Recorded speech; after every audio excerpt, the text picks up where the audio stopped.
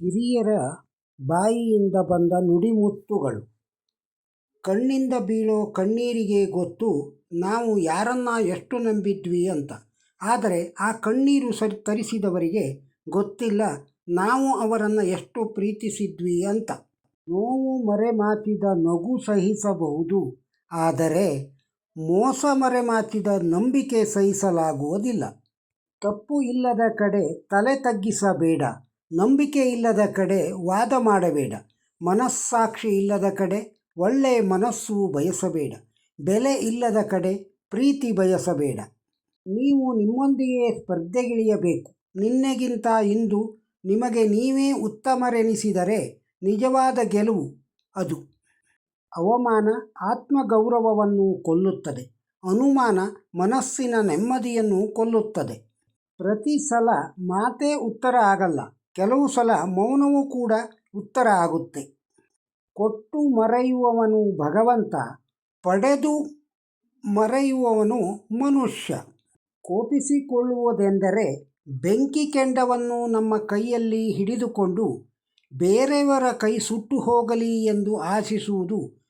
ಕೋಪವು ಬೇರೆಯವರಿಗಿಂತ ಯಾವತ್ತೂ ನಮ್ಮನ್ನೇ ಸುಡುತ್ತದೆ. ದೀಪ ಗುರುತಿಸಿಕೊಳ್ಳುವುದು ತನ್ನ ಪ್ರಕಾಶಮಾನವಾದ ಬೆಳಕಿನಿಂದಲೇ ಹೊರತು ಯಾರಿಂದ ಹಚ್ಚಲಾಯಿತು ಎಂದಲ್ಲ. ಹಾಗೆಯೇ ನಾವು ನಮ್ಮ ಸಾಮರ್ಥ್ಯದಿಂದಲೇ ಗುರುತಿಸಿಕೊಳ್ಳಬೇಕೇ ಹೊರತು ಬೆಂಬಲಿಗರ ಹೊಗಳಿಕೆಯಿಂದಲ್ಲ. ಹಗೆಯ ಸಾಧಿಸಲು ಸಮಯ ವ್ಯರ್ಥ ಮಾಡಬೇಡಿ. ನಿಮ್ಮನ್ನು ನೋಯಿಸಿದವರು ಕೊನೆಗೆ ಅವರ ಕರ್ಮಗಳನ್ನು ಅವರೇ ಎದುರಿಸುತ್ತಾರೆ. ಒಬ್ಬ ಮನುಷ್ಯ ಏನೇ ಕಳೆದುಕೊಂಡರೂ ಶಾಂತ ಹಾಗೂ ಏಕಾಗ್ರಚಿತ್ತನಾಗಿದ್ದರೆ ಅದು ಗೆಲುವು. ಸಮಯ ಪರಿವರ್ತನೆ ಆಗಿಯೇ ಆಗುವುದು, ಆಗ ಗೆಲುವು ಸಿಕ್ಕೇ ಸಿಗುವುದು.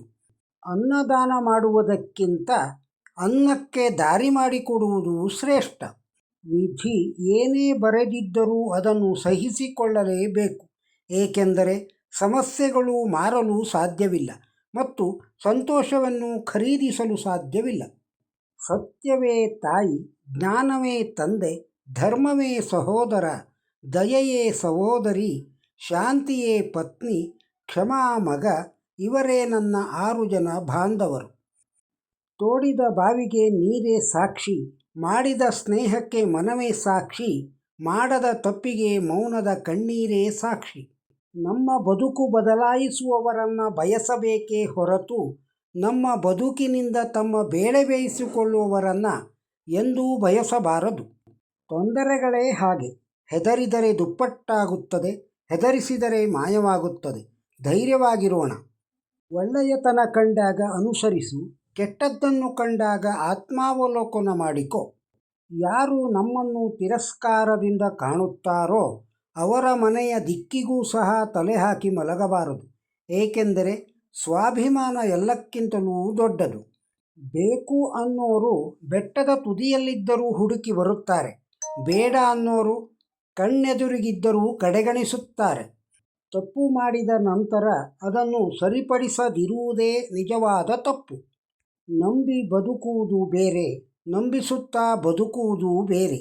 ನಂಬಿ ಬದುಕುವುದರಲ್ಲಿ ಪ್ರೀತಿ ಇರುತ್ತೆ, ನಂಬಿಸುತ್ತಾ ಬದುಕುವುದರಲ್ಲಿ ಸ್ವಾರ್ಥ ಮಾತ್ರ ಇರುತ್ತೆ. ನಾವು ಇನ್ನೊಬ್ಬರ ಪಾಲಿಗಷ್ಟೇ ಒಳ್ಳೆಯವರಾಗಿದ್ದರೆ ಸಾಲದು, ನಮಗೂ ನಾವು ಒಳ್ಳೆಯದು ಮಾಡಿಕೊಳ್ಳುತ್ತಿರಬೇಕು. ಹೊಲಿಗೆ ಸರಿ ಇದ್ದರೆ ಬಟ್ಟೆ ಸುಂದರ, ನಾಲಿಗೆ ಸರಿ ಇದ್ದರೆ ಬದುಕು ಸುಂದರ.